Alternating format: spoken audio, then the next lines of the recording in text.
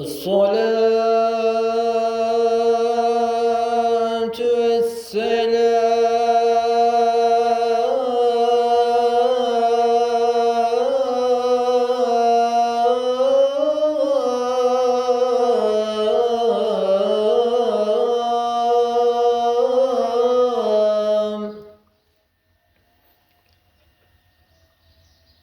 عليك يا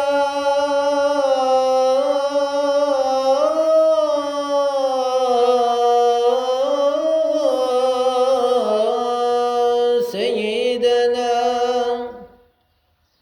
يا رسول الله.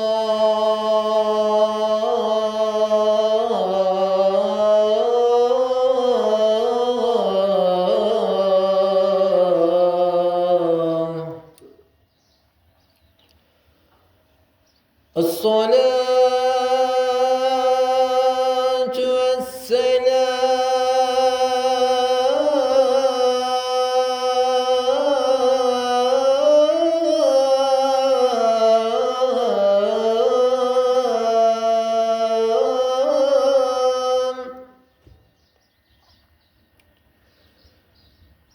عليك يا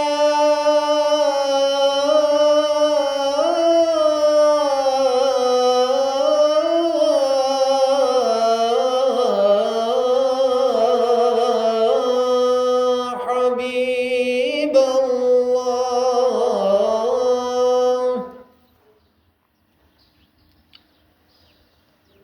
الصلاة والسلام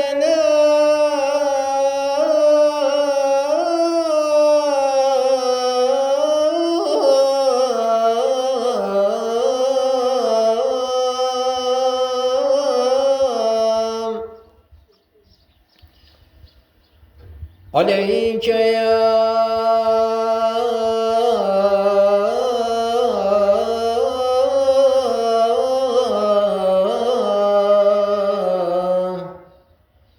نور عرش الله.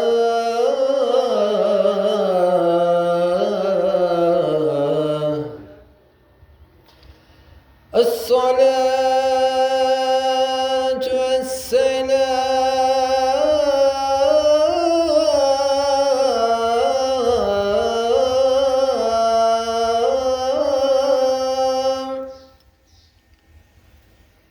عليك يا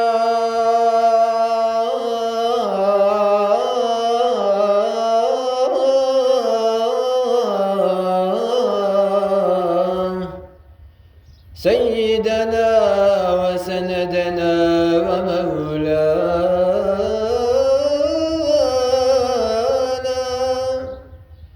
يا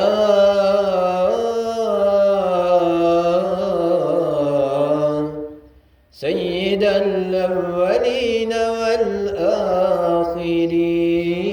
والآخرين وسلام على المرسلين والحمد لله رب العالمين.